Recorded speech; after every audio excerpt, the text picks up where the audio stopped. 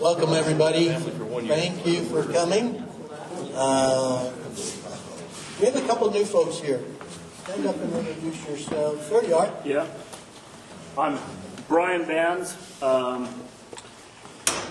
guess I decided I wanted to get her into ham radio, and heard this is a place to come to learn about it and what kind of radio I might want to get. And my dad, growing up all the years, he always had the little radio going in the background, listening to the repeater and stuff. And so I just brought my friend Steve. He same thing. One time we decided we wanted to get into it, but I guess there's a lot to it, so I figured we better come and meet you guys. Well, you're in the right place. Welcome. Yeah, thank you. Steve, tell us a little about yourself. Steve Medell, Brian's buddy, so kind of the same thing. We've just always talked about him and grown up with him, with his dad, even running around in the camper, and making the phone call across it. And we thought that's the craziest thing. So anyway, that was in the 80s. So we just figured we need to be part of the group. Where do you live? I'm actually in Taylorville. I'm here in Ogden. Right. But I'm from the area. Yeah. Well, welcome both of you. Anyone else who's visiting or new? I'm Scott Hall. I just got my license a little while ago. Finally got a radio installed on my truck, so try to be active. Good. Well, welcome, and thank you for being with us today. It's exciting to have new folks join us. We anticipate there will be a few more. Go ahead. Hey, I've been here once before, but I'm still new. So Mark Elkins, I'm here in South Beaver. Got my license 2 months ago, whatever it was on the previous test. Okay, that's great. And since you just got your license, you're all ready for your general exam, right? I missed that, didn't I? No. So it's a perfect segue because this coming Wednesday night, right here in the library, we're holding an exam session. We just finished the general class up at Weber State as well as on Zoom. We have, last I checked, we have 15 people signed up for the exam session already. And anybody who would like to upgrade or get your exam, it's open for any license class. So we welcome everybody to come and be part of it. Have we had anybody who has upgraded their licenses since our last meeting? I don't remember.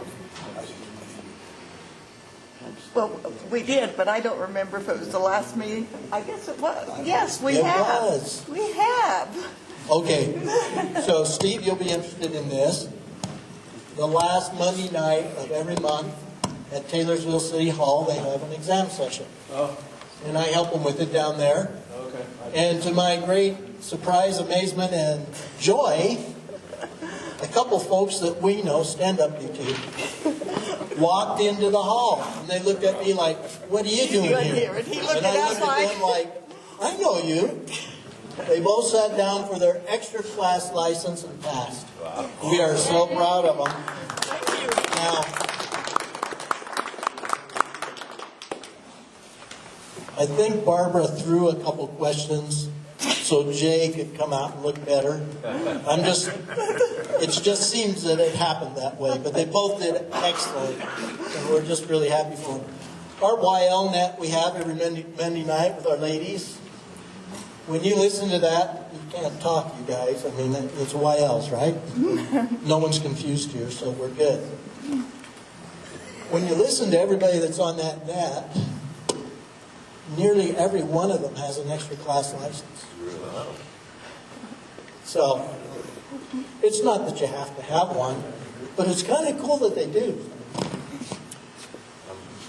Okay, we already talked about the exam session Wednesday. Boy, we're on a roll here.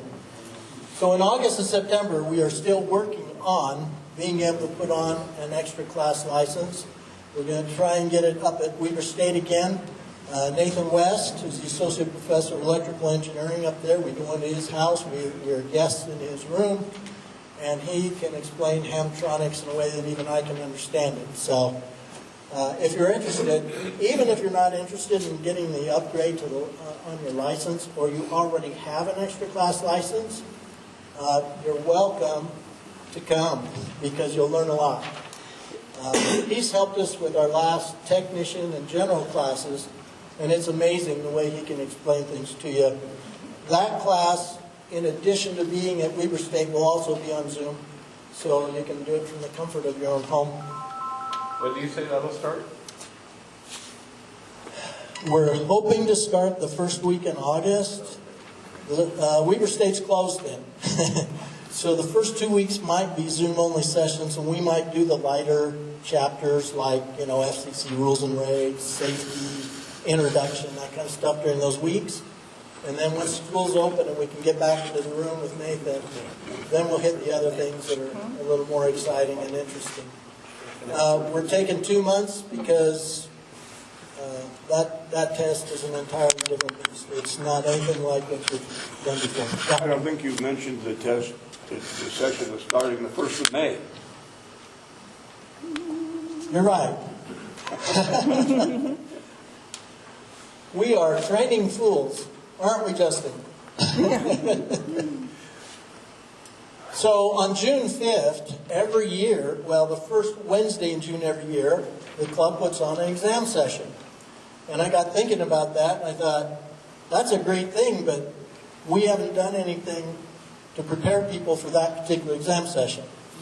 So in May, Zoom only, we're going to have a technician class, May 1st, 8th, 15th, 22nd, 29th.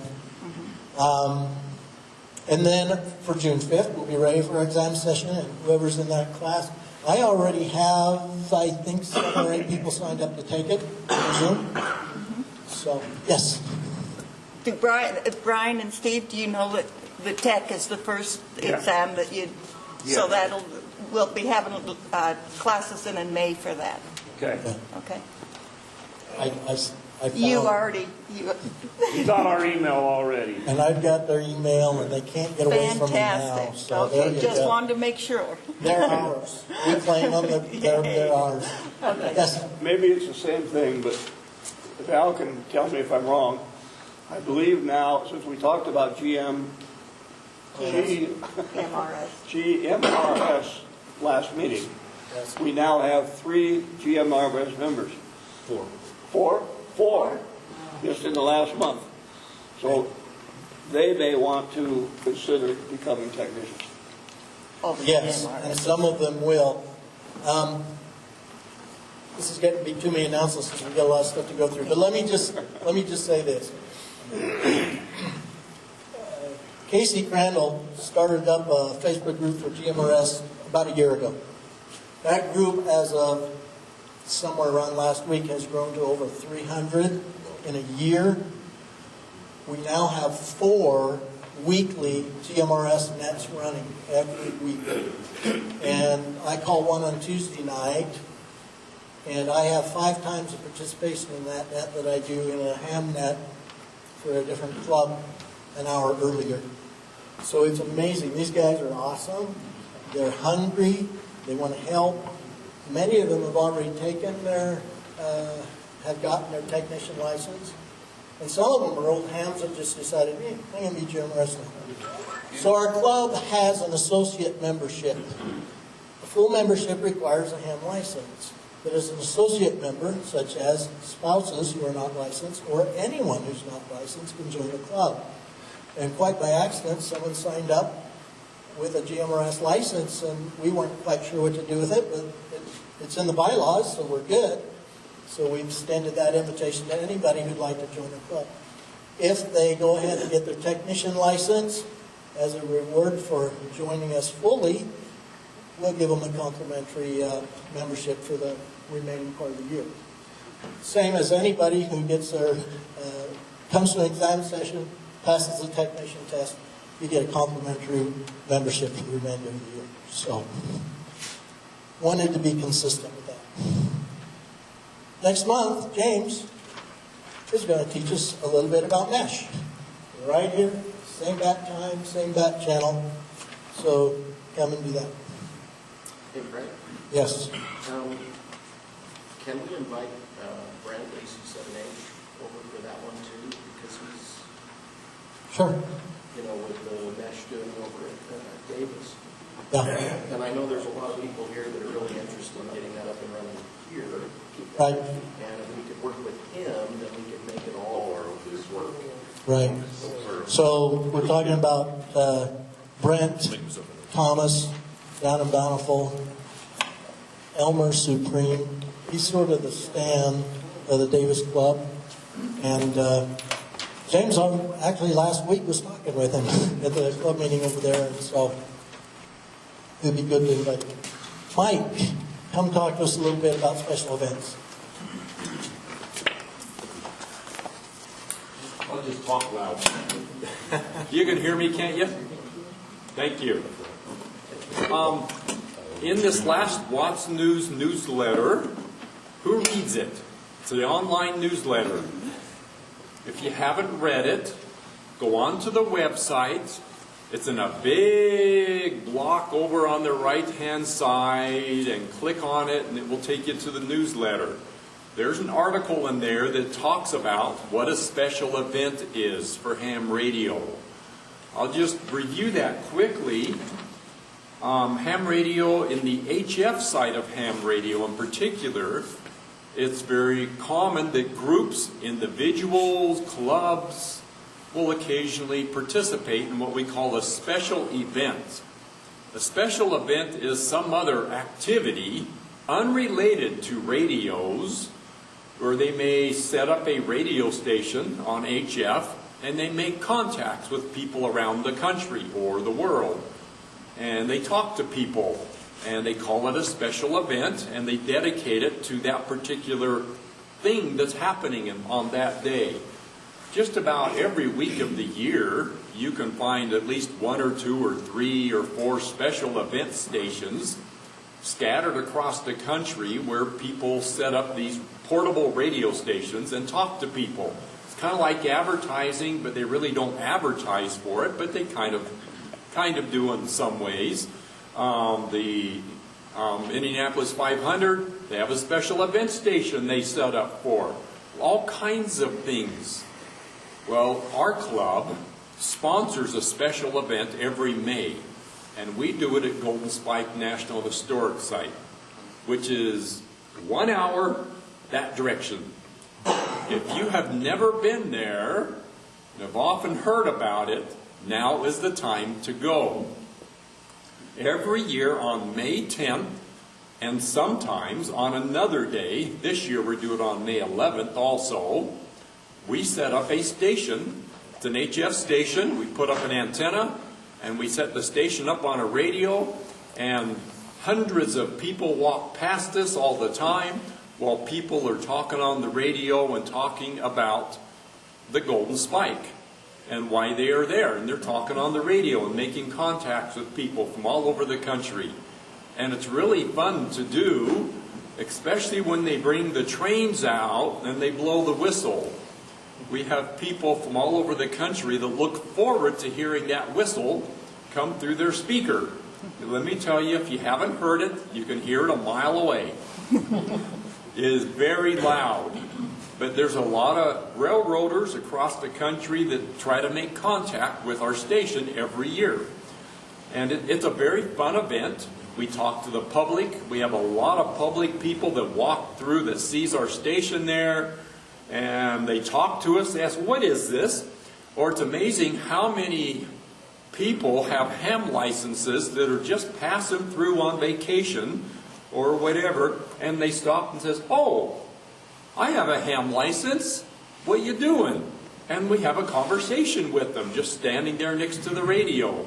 It's amazing how many people I've met that way. They were just on a trip, vacation trip somewhere, and they were passing through, and they stopped, and they saw the radio sitting there and people making contacts. It's a very fun event. This year, May 10th is a Friday. May 10th is the official anniversary. It's a Friday, and then we operate on Saturday, because that's when more of the public can be there. However, Friday, May 10th, that's typically when the schools come. And it's very normal to have 50 to 100 students or more come on the 10th, and they file past and someone want to talk to us, and we usually try to have some Morse code keys set up on the table, and they can punch the buttons and try to figure out the key, and it's kind of fun. And they do a full-blown celebration out there on the 10th. They repeat it on the 11th because this year Saturday's the popular day. But if you have never been there, or if it's been 20 years since you've been there, come out and visit this year. You can operate the radio. You can just come visit with the 4, 5, 6, or 8, or 10 other people from the club who are just sitting around watching, talking to people. It's a very fun event. This year, on the 10th, we meet up there to help set up at 8 o'clock in the morning. The National Historic Site actually opens their doors at 9 o'clock. Our goal is to be ready to go and start making contacts by 9 o'clock. So we set up the antenna, we set the radio up, get everything going, and by 9 o'clock we're ready to go. And then we operate the radio until 5 o'clock. 5 o'clock is when they close. So we have to shut down at 5 o'clock. And we leave the antenna up overnight, pack up all the radio stuff, bring it back, and set it up the next morning. And go at it again for the second day. We can always use help setting stuff up on the 10th. That first day, this Friday at 8 o'clock, whoever can make themselves available to come help us set up. It takes several people to get the antenna up. It makes it go a lot faster to get the radio stuff set up. And I will admit that some years it's a little cold out there. Yes, some years it's very pleasant, like it is this morning. But there have been some years when we got a little wet and it's only 45 degrees and we got a little moisture from the sky. We never know what we're going to find. We are covered, and we can set our table up kind of underneath the little Bowery. They have a Bowery there. So it's a very pleasant place to be. Come on up and help us participate.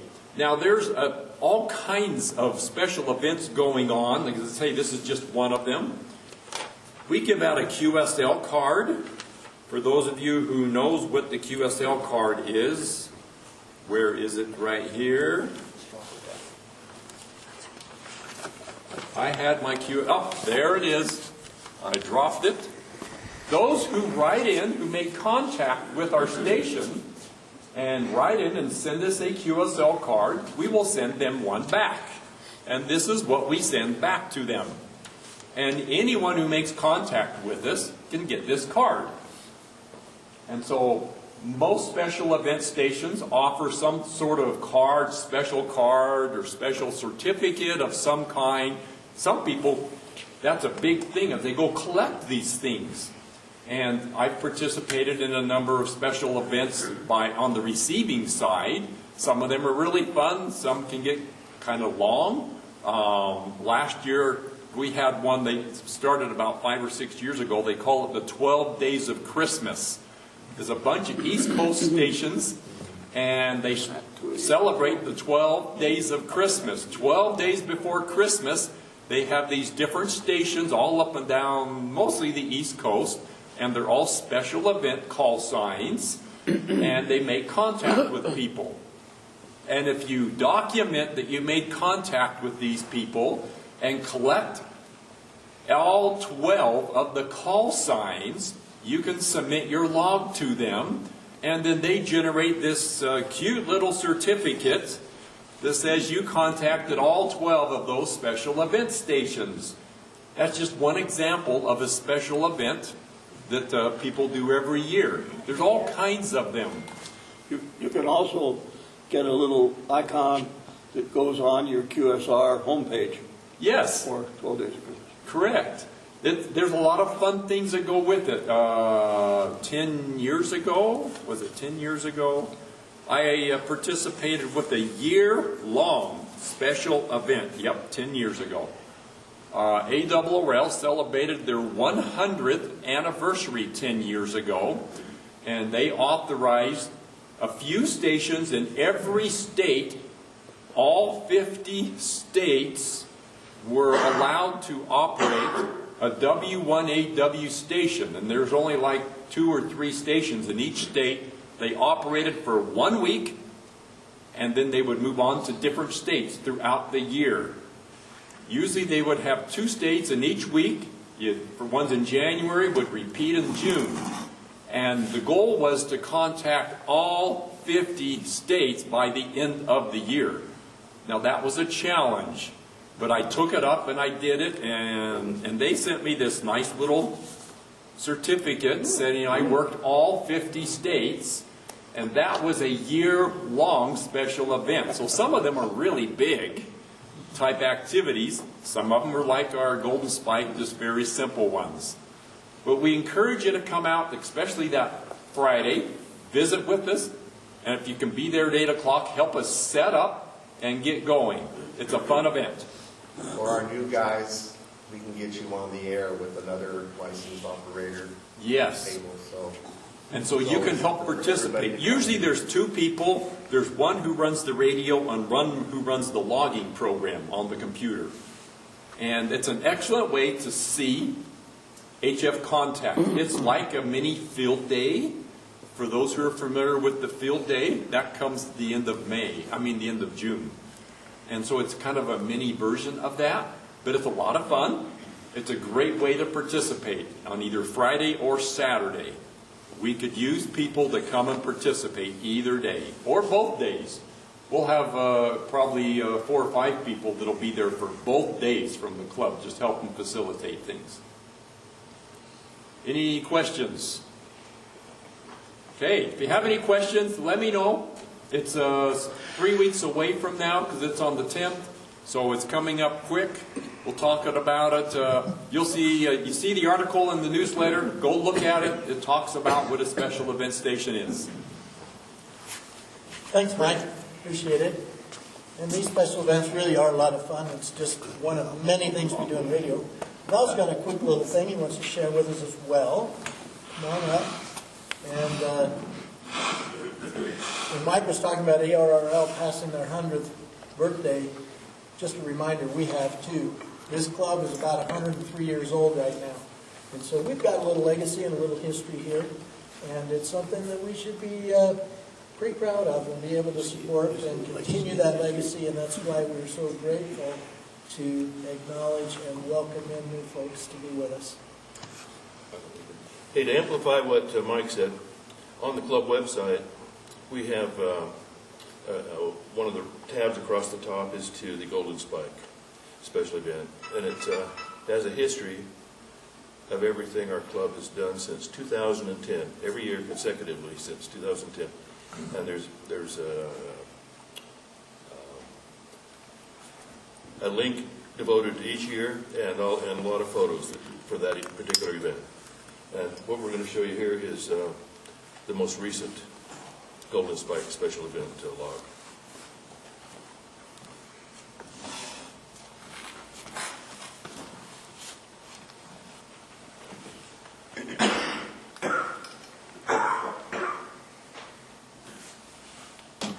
There's a quick one and then the more extensive one will follow.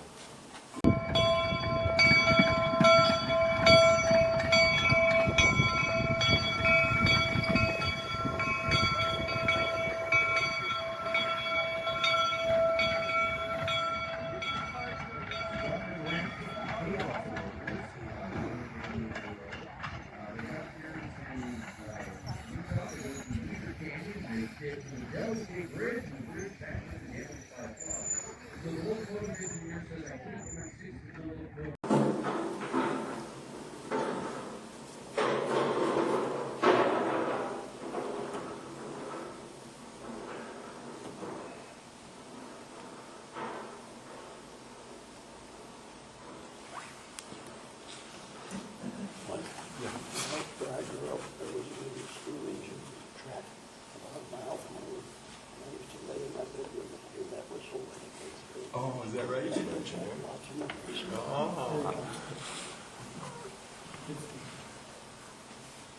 steam engine is a special sound. Yeah, it is.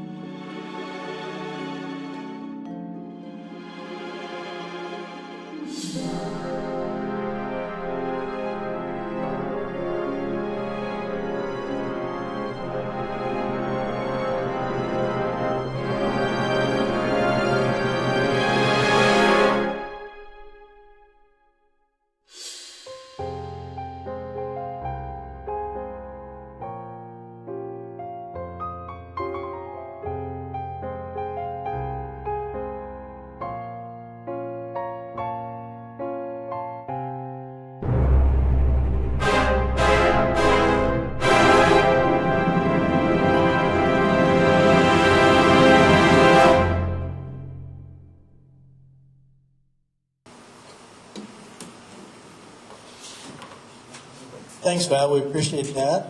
And, yeah,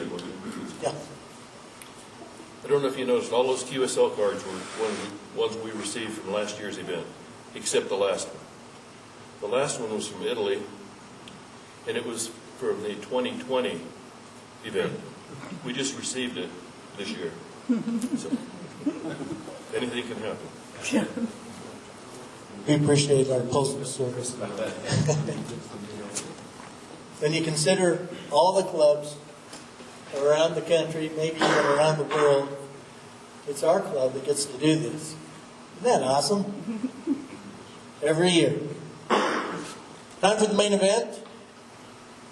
Hang on. Mel's got an announcement. Let me make a real quick announcement. I know many of you are members of the Utah VHF Society, and if you haven't picked up your 2024 booklet, I've got them here. If you're not a member, I can assist you in getting signed up with the VHF Society. Our dues are $20 a year. I just want everybody to know that it's through your dues that we're able to keep the Intermountain Intertie operating. Last year, through your dues and some donors, we spent over $31,000 maintaining all 30 repeaters that complete that system. And it goes all the way from Idaho down to Phoenix now. And we're going to add another repeater into Rock Springs this summer and one into Oregon. So I want you to know, if you're interested in supporting the VHF Society, we'd appreciate it. We have a little fundraiser we're doing. At work where I am at the University of Utah, we bought 3D printers, and I can make little call sign things for you for $7.50. $2 of that will go to the VHF Society. And the same with these little plaques, if you'd like a plaque that has your call sign on.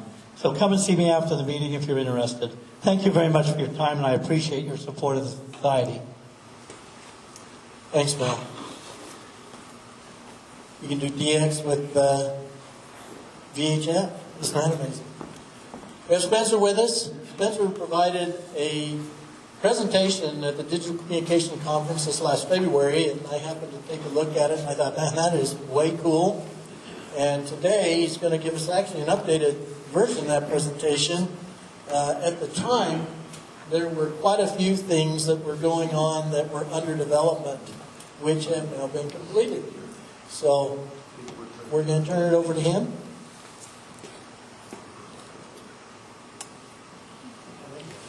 Ready. Well, thank you for having me be here. I've been a ham for 15 years-ish. I got licensed just after I turned 13, and I now work at I live down in Utah County. I work for a small defense contractor in Springville. I work on radar antennas that primarily end up on military aircraft. So the frequencies that I play with at work are 14 to 19 gigahertz antennas that are the size of your pinky fingernail. But as part of my graduate studies at BYU, I study digital communications, and that's kind of taken on a hobby interest of its own within our hobby of amateur radio. So, like Craig said, this presentation was given at the Digital Communications Conference in February, and you're actually getting version 3 of this presentation. This was given down in Utah County last October. And we've made a lot of improvements and adjustments to the system that are now in this presentation. So you get the best of the best. So today we will talk a little bit about some of the very basics of digital communications. Can we kill the lights? At least the front. Yeah. This presentation will be made available on your club's website, so you can follow along later. We'll have an overview of the digital voice modes that are found in amateur radio, and we will go over some of the architecture of how we get all these different digital voice modes to talk together. So think about, like, if you were to have someone speaking Spanish and Portuguese and French and Italian all communicating together in one common language. That's what we've been able to do with this multimode system. So one thing that I'd like to mention about digital voice modes anything digital sent over amateur radio is actually all analog. An RF, a wireless channel, is inherently analog. So we have to figure out ways to send digital data through analog transmitters and receivers. So these digital radios that are becoming a lot more available in the amateur radio world, the transmitter, the receiver, all those electronics, that's all the same. All these radios are also capable of doing analog voice, just like we're all used to. So in order to send digital data over a analog channel, we have to get that data into an analog form. And there's lots of different ways we can do that. These different ways of doing that are called modulation schemes. I'm going to go back to that term a few times. And we can change the amplitude, we can change the frequency, or we can change the phase. And all those different ways, or combinations of those, are ways we can get digital data, ones and zeros, out over the airwaves. So who's heard of C4FM? Okay. What comes to mind when you hear C4FM? Just yell it out. Yaesu? Anything else? Fusion. Yaesu Fusion. By the way, I'll take questions at any time. If it's something that I think might require a little bit of a longer answer, we'll hold it till the end. But if you have a question, it's on your mind. I forget things easily, so just bring it up now and we'll address it the best we can. So, C4FM, a lot of people think of Yaesu Fusion, right? That's a little bit of a marketing misleader by Yaesu and what's crept into the vernacular. C4FM really stands for continuous 4-level frequency modulation. That's a lot of technical stuff. Who's heard of RTTY on HF? Yeah? RTTY is 2-level FSK. And for C4FM, we just include 2 more levels in that to get a little bit more data throughput. The continuous part of that just means that on the tops of the waves, everything is constant amplitude. Okay, so we can use our FM transmitters to do that. So C4FM as a modulation scheme is used in Yaesu System Fusion, that was mentioned. It's used in DMR, which is a European mode that we'll talk about. It's used in NXDN. And it's also used in P25, the public safety digital voice mode. So C4FM is a modulation scheme, not a mode. And I like to try to correct that as best I can. I understand that C4FM is going to be referred to as Yaesu Fusion, but that's okay. Who's heard of D-Star? Yeah, it's another one of those digital modes that's been around for a while. D-Star is one of the, we'll call it a little bit of a black sheep. It uses a different digital modulation scheme called GMSK, and that's kind of similar to RTTY. It's 2-level FSK. We'll talk about D-Star a little later. Why does it have to sound digital? Okay, that's a question I get asked a lot. A lot of people may not like, they're used to hearing how analog FM voice sounds, especially if you're close to a repeater or close to someone talking on simplex. It sounds like they're sitting right there with you. The voice quality is excellent. So why does it have to sound digital? In order to have some of the advantages that digital voice has, like sending additional data with a voice stream, maybe you're sending a location, a call sign in the data stream, we need to compress our digital voice down into a smaller format, kind of like compressing a raw audio recording, like a WAV file, down into an MP3, or compressing an image down into a JPEG. We are sacrificing a little bit of the fidelity, the intelligibility, so we can make it a lot smaller and fit into the channel that we need to. So there's a company called DVSI, Digital Voice Systems Incorporated, and they have developed a way of compressing these voice waveforms down into smaller sizes. So the IMVE vocoder, that's been around since the 90s, about as long as I've been alive. And that is used for P25 Phase 1 and ASU System Fusion Wide mode. The newer modes use the AMBI, which stands for Advanced Multiband Excitation. You don't really need to know what that means in detail. D-Star uses AMBI version 1, and these other modes, the newer modes, DMR, YSF Narrow, NXDN, and P25 Phase 2, which is the new public safety one, use AMBI version 2. So hopefully now I can answer why does it have to sound digital.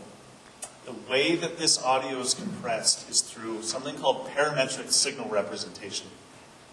Instead of sending the actual raw data stream from the analog to digital conversion, we send information about the signal and then reconstruct it on the other end. So we'll do a little bit of a demo on that. So picture close your eyes, whatever you need to do, picture a red rose on a rose bush with green leaves and grass on the ground and trees in the background with clouds in the sky. Okay? Everyone have that image in their mind? So this, what I just described to you, is 100 characters, and using a standard 2 bytes per character, that's 200 bytes of data that I use to describe this image to you. If we pull up the real image of this rose, it's not exactly what you had in mind, but this real image is 48 kilobytes, 48,000 bytes. We use 200 bytes to describe that image. The same thing happens with digital voice. We describe the characteristics of someone's voice, we send that information over the air, and then reconstruct it on the other end. So that's why voices on digital voice might not sound exactly like you're used to hearing on FM. It's because we've compressed it down and then reconstructed it on the other end. I think it's pretty cool that we can do that. Any questions so far? Okay. So, here's how we get all these different voice modes to talk together. There's lots of different networks that these voice modes talk over. The main one that Utah has started with is called DMR, Digital Mobile Radio. And the network that was developed in Europe by a bunch of hands is called Brandmeister. So we use Brandmeister as like our central hub. And then everything else comes off of that like a spoke on a wheel. So DMR at the center.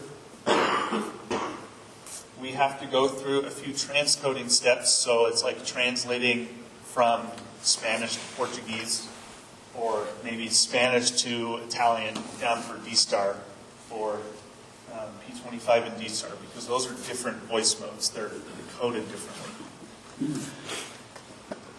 And then for modes like YSF System Fusion in the narrow format and NXEdge or NXDN, we actually can go straight through. We just do a little bit of rearranging of bits, and the audio goes straight on through. So we'll come back to that slide. That's just to give you a preview of what's going on. So DMR. DMR is a radio system that was developed in Europe by the European Technical Standards Institute, I think is ETSI. And the repeaters divide a 12.5 kilohertz channel into 2 time slots. So on regular FM, we're used to using a 25 kilohertz channel.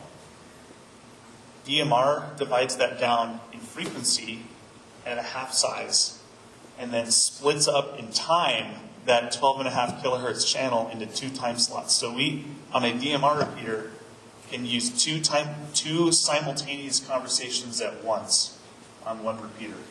It could be 2 conversations. Maybe it's 1 conversation on 1 time slot, and you're sending GPS data on another time slot. So you're really getting 2 repeaters in one with a DMR system. There's also trunking options. So like maybe larger commercial systems might use DMR for trash truck drivers, your facilities workers, and you have a lot of users. There's lots of expansion that can be done in DMR with more advanced systems. P25, so that's these kind of radios. P25 is what the state of Utah is moving to for its public safety communications. But we as hams have adopted the older P25 called P25 Phase 1. And that uses an older vocoder, the improved version versus the original. Again, it's been around since the 90s. The patent for that is now expired, so that means us hams have found a way to hack the vocoder and implement that in software. And we'll talk about why that's important. The system that links P25 reflectors together in a ham sense is very simple, which is, again, that's good for us hams because we can implement it simply. D-Star. D-Star is a little bit of a black sheep. D-Star is actually an open standard. For a long time, ICOM was the primary provider, the company that chose to implement D-Star. Kenwood is now in the game. There's a few handhelds and soon to be a mobile radio available from Kenwood.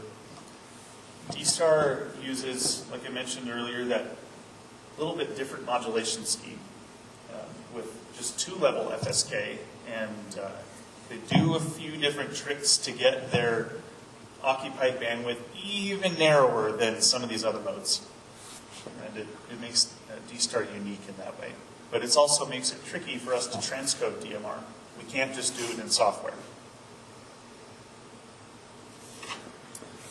So here's what we have to do to make P25 talk to DMR. I know it's a little hard to read. Again, these slides will be available online. But we start with the P25 reflector, and that's just something that multiple repeaters or little digital voice hotspots can connect into. And all in software, actually on a server running at Utah State right now. We are able to translate from P25 to DMR and vice versa. And you'll notice here that the translation stage actually takes audio from either P25 or DMR and puts it through an analog stage. So what does this mean? Since we go through analog, we could actually link in All-Star, IRLP, maybe Echolink. Lots of opportunities here. So once we go through that analog translation stage, we're able to send it off to that Brandmeister central hub. D-Star is very similar, except the vocoder that's used in D-Star is new enough that the patents are still active, so we can't just find hacks around it. For D-Star, we actually use hardware transcoding. So we have these USB sticks that are plugged into a server at my house right now. And these little USB sticks take in that D-Star or the DMR stream from one side or the other and convert it to analog. And you can see they're both running right now. So if someone's talking on D-Star, we go from D-Star through some stuff into analog into one of these guys, and then through an analog into the other guy, and then come back out on DMR. And then going from DMR, we have to go the other way. And so it introduces a little bit of delay, but the audio quality is still, I would consider it still pretty good. Yaesu System Fusion. So lots of Yaesu radios out there. I understand up here in Ogden we also have a Yaesu Fusion YSF repeater, and we'll talk about, I'll mention a little bit about some of the challenges with YSF. So Yaesu System Fusion has two voice modes that you can operate in. You can operate in narrow mode and send a little bit more metadata along with your data stream. And the audio quality is a little more compressed. Or you can open it up and operate in Yaesu wide mode, and that sends a little bit less metadata, but leaves more room for more voice to go through, so the audio quality is getting through. There's different ways of linking with Yaesu Fusion. The proprietary method developed by Yaesu is called the WiresX method. And I know on the older Yaesu radios, my first radio was a Yaesu VX6. In the bottom of the keypad, there was this little infinity-looking symbol, and that turned on the WiresX linking for analog stuff. And all I knew at the time was I don't need to use that because it will put extra beeps on the audio, and that tended to annoy people. So I always ignored that. But with the digital side, the WiresX system with Yaesu is how they link to different repeaters, different reflectors. And unfortunately, that is proprietary. So we can't directly link a WiresX reflector into our hub of stuff.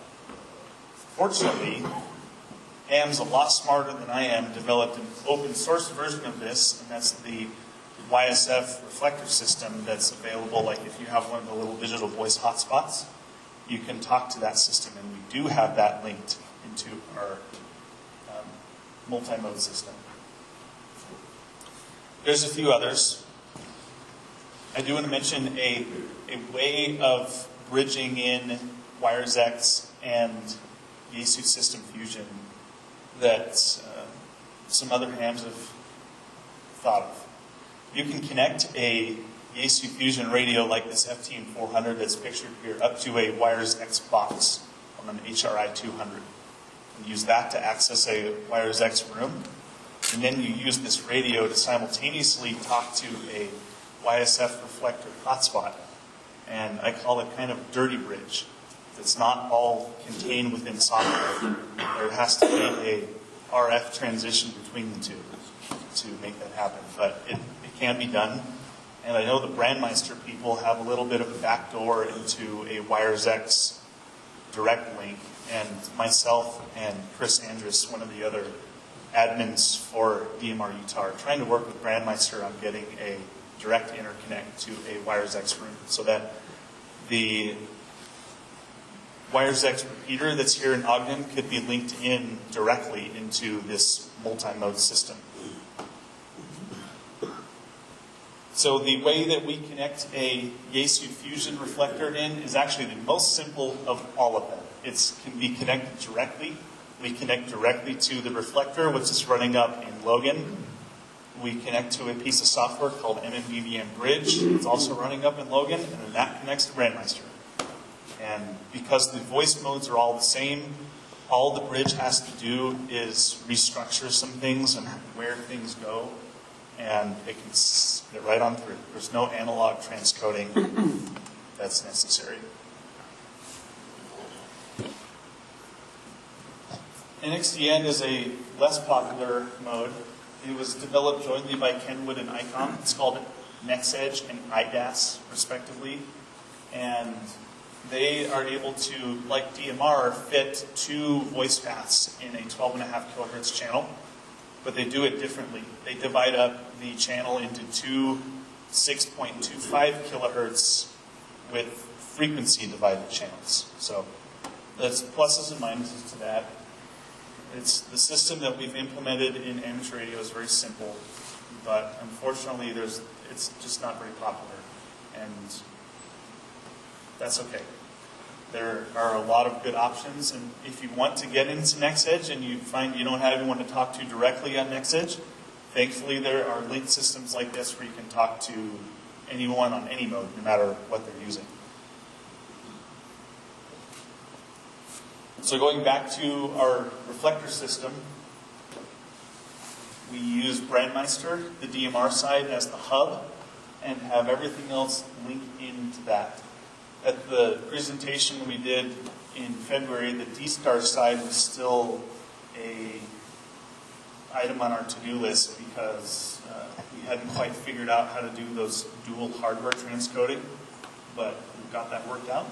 And now, no matter what mode you have, whether that's P25 or DMR, Yaesu Fusion, NextEdge, D-Star, or even some analog modes that we're still we're not quite ready to advertise that publicly yet. You can talk, and we think this is a great opportunity for interoperability, and it's at the end of the day, it's really just a cool science experiment that we're doing. Analog is always going to have a place within amateur radio. This isn't meant to replace anything that analog is doing. It's just something additional, something extra that can be experimented with. Yeah, but it's not real ham Okay, sure, I get it. I get it. I know people that like to work DX on the digital voice modes. They'll sit on a worldwide talk group on DMR, on Brandmeister, and work DX. And they like to talk about how many countries they've come to. Things like that. Okay. Is there CW? That's great. And you can probably do it. Yes, question. Contrast that with Echolink, if you don't mind. Sure. So Echolink is a way of bridging analog stuff together. So with Echolink, a voice is still encoded digitally, but instead of compressing it way down, we leave it as something that's a lot higher fidelity, and we send that, and then it's converted back into a regular analog voice. So the overlying principle is the same, where we're doing an analog to digital and then a digital to analog conversion, but the fidelity, the quality is better because we're sending a lot higher data rate.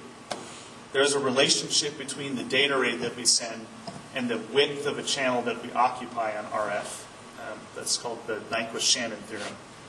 And we could send regular analog voice, like maybe like an MP3 format or something that's higher fidelity over a radio wave, but it would take up a lot more space than we're given in amateur radio. So that's why Echolink, the digital part only remains over the internet, and then we send it over regular analog. So does that help?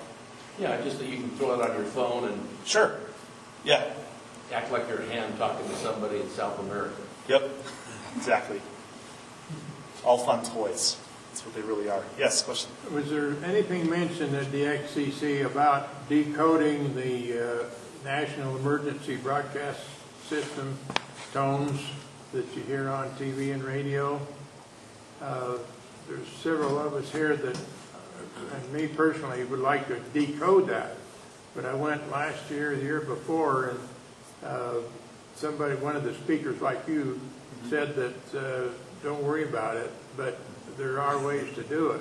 Was that ever mentioned? That was not mentioned to my knowledge, and I'm sure there are ways to do it. If you are really clever and technical, you could get an SDR, a software-defined radio, and read raw data bits off of that stream and try to decode it, but I don't know of any out-of-the-box solutions to decode that data.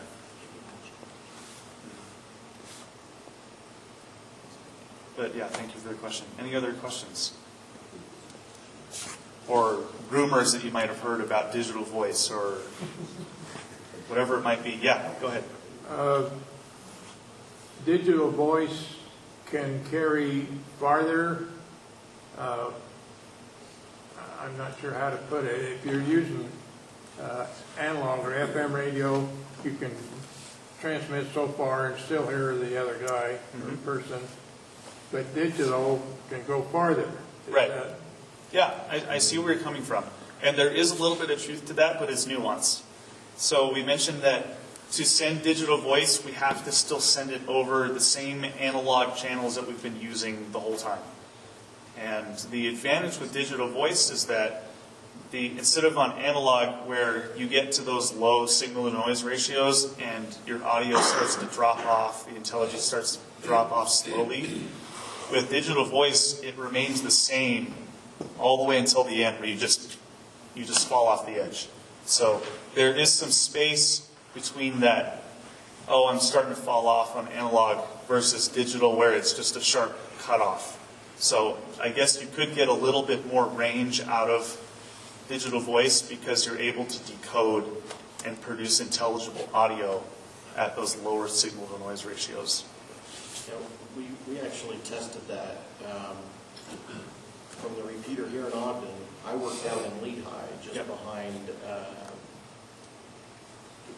Thanksgiving Point. And I couldn't hear the repeater on analog anymore here from there. Sure. But when we switched over to digital, it works beautifully from the parking lot down there. So Right.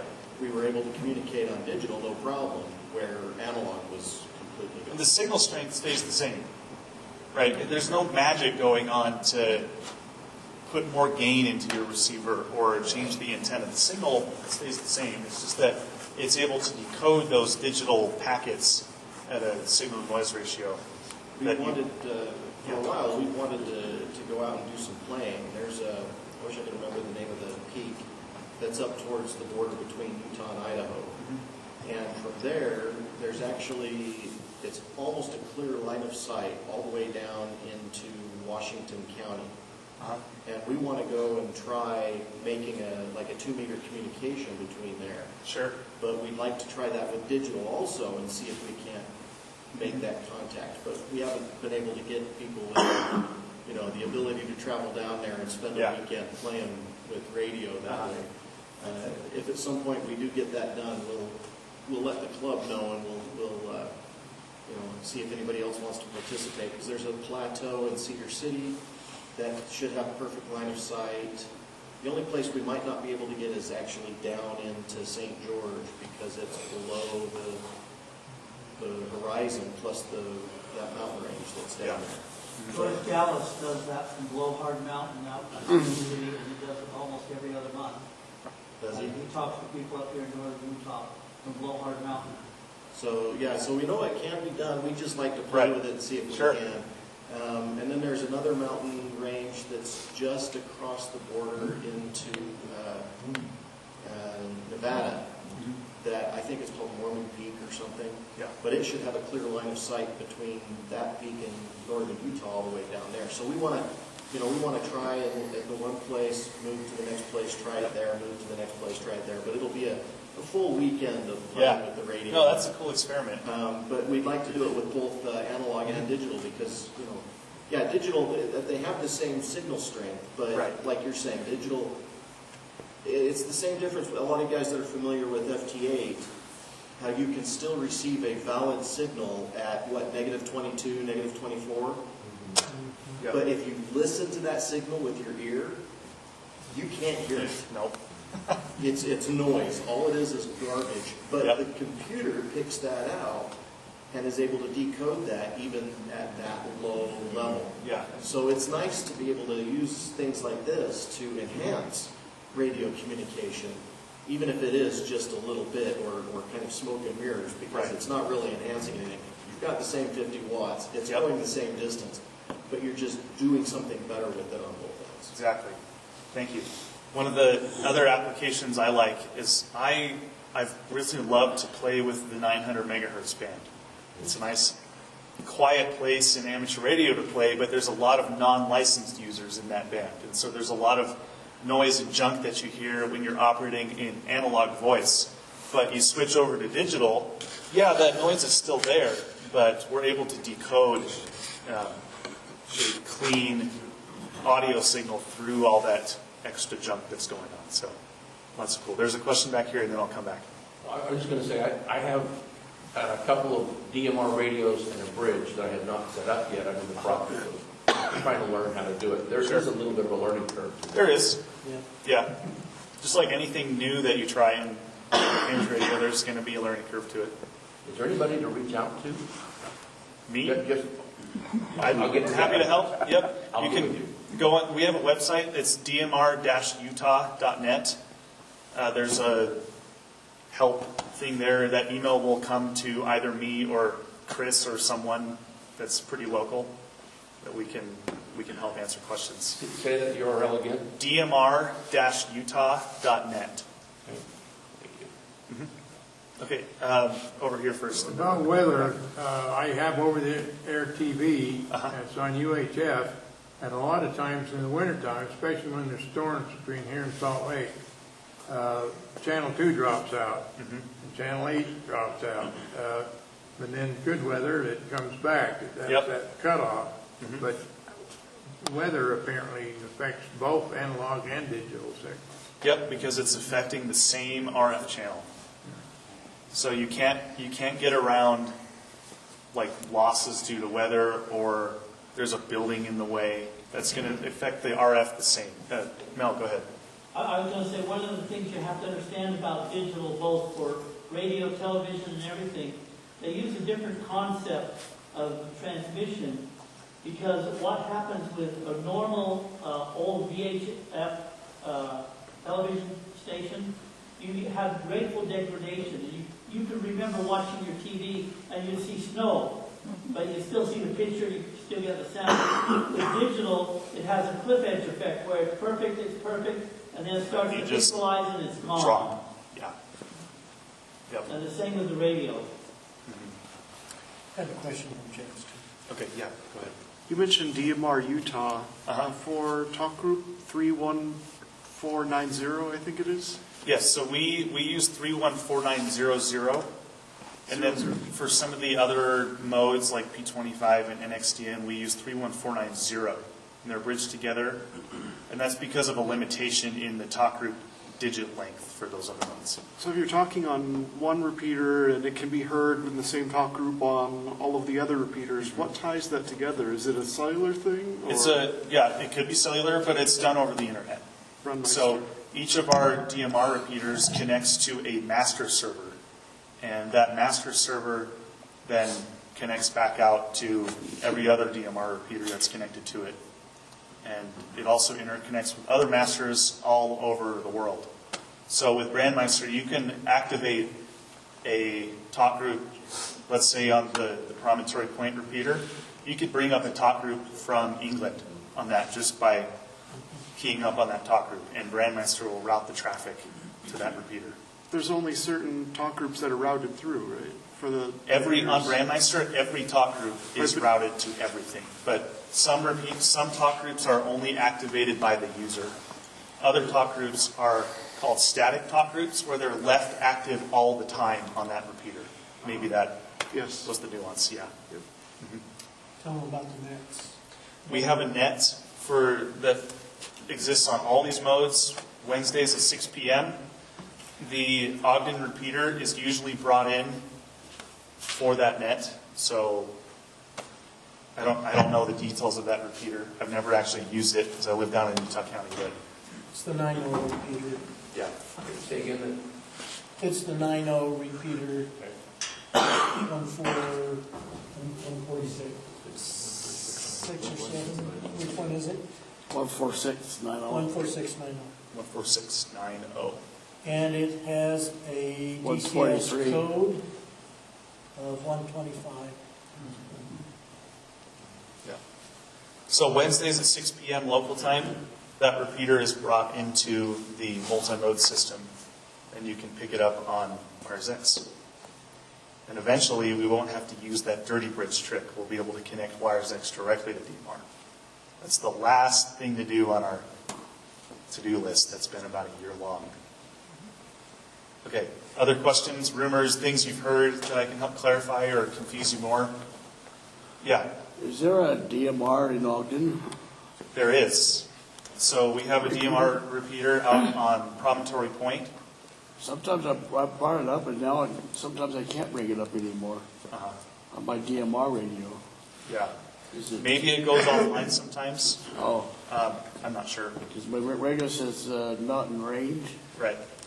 And sometimes I get it, sometimes I can't. Yeah. Even in Roy, I used to get it full. And now it says not in range. Mm-hmm. I get that same thing on the Promontory. Is it offline? Yeah. It could be. If you go back to the DMR Utah website, there's a whole list of all the official repeaters on there. I think there might be a few more that cover the area. Is there somebody that can work that repeater and find out what's going on? Mm-hmm. Yeah, we can take a look at it. Spencer, just real quick. Sure. And we got a lot of time, so it's not like you're out of time, but tell everybody about hotspots, because you can have your personal repeater, you don't have to go to one of the tops and still be able to do all of this at home or in your car, or wherever you want. Are you talking about a personal hotspot? Yes. I have one, but I haven't set it up yet. Yeah. So with these digital voice modes, you do not have to live in range of a repeater to access things over the network. If you have an internet connection, whether that's through your home or maybe a mobile cellular connection, you can get something called a digital voice hotspot.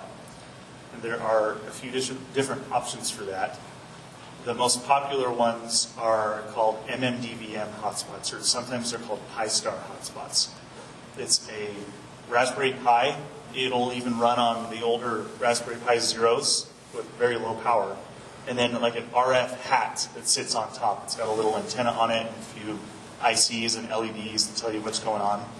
And you can talk to that hotspot with your radio and connect directly into maybe Brandmeister or a YSF reflector or P25 or I actually have one with me. How do you change your servers or whatever? Sure. So the Pi-Star hotspots or any of the hotspots will have a web interface. And you can go on the web interface and configure it, or here we go. So this is one of my hotspots. It actually has a battery in it, so I can turn it on where I want.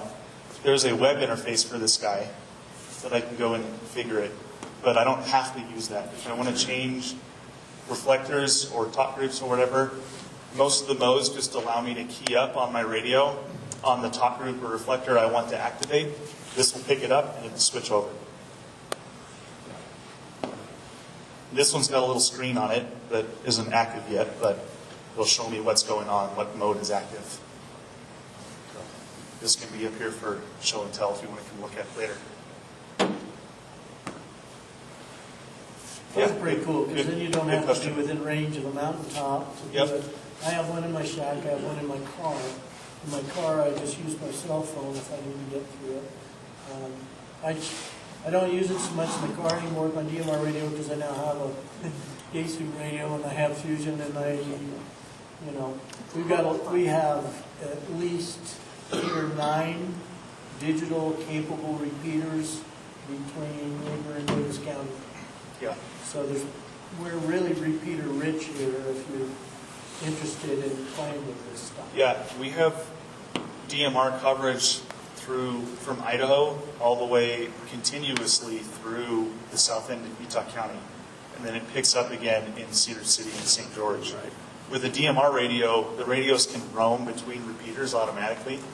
So you could have a conversation. If you wanted to talk for hours and hours on end, you could have a conversation driving from Idaho all the way through Utah County and just roam automatically to different repeaters. It's a cool system. Okay, any other questions? Well, thank you for having me.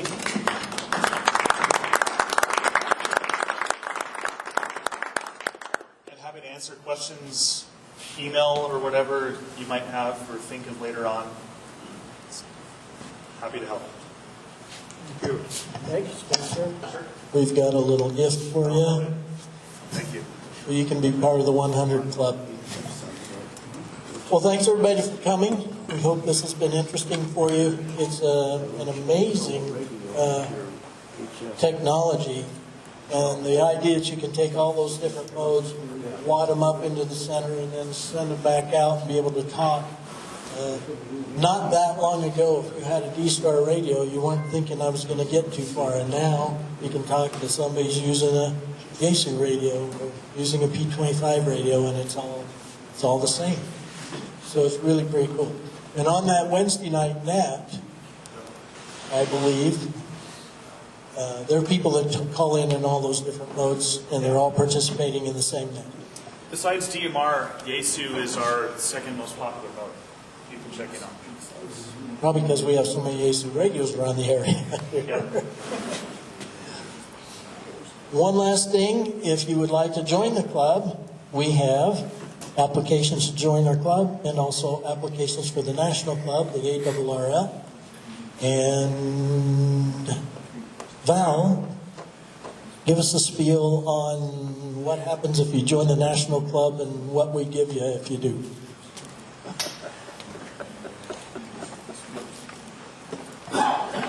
Sorry, I'm going to make him walk. It's the long mile. Also, I need instructors for the May class. Put me on the spot. You want to talk? Of course. Do I need that? Maybe. If you're not a member of our club and you want to join, and you also want to join the ARRL, we'll give you your first year in our club free. It's a way that the ARRL is promoting membership, and they're giving us a rebate, so we're extending that back to you as a free membership in our club for your first year. But, it's only available to those that are not currently a member of ARRL.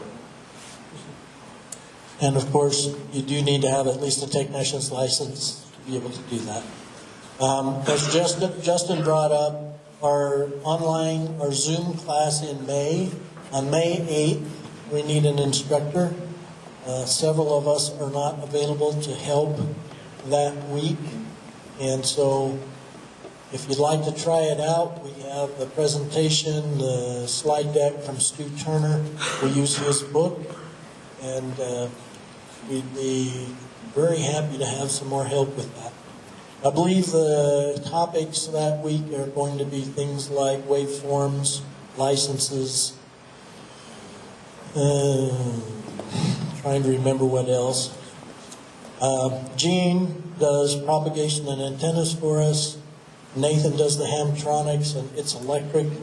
I usually do the safety things and sometimes do the introduction, the first few chapters there with the FCC rules and regs. We just need someone to fill in, I believe it's chapters 4 and 6 of Stu's technician manual. So take a look. Let Justin know if you're interested. And he will be feeling very good about that because he's going to be in feature. Someone's got to do it, right? There you go. Life's so tough. Well, thanks so much. Looks like we have some donuts back there. Please take one on the way out and save the rest of us from eating too much. Thanks again. Next month, right here, Mesh, June, we won't be having a club meeting because of field day. And May, please come to our special event out with Golden Spike. We'll see you then.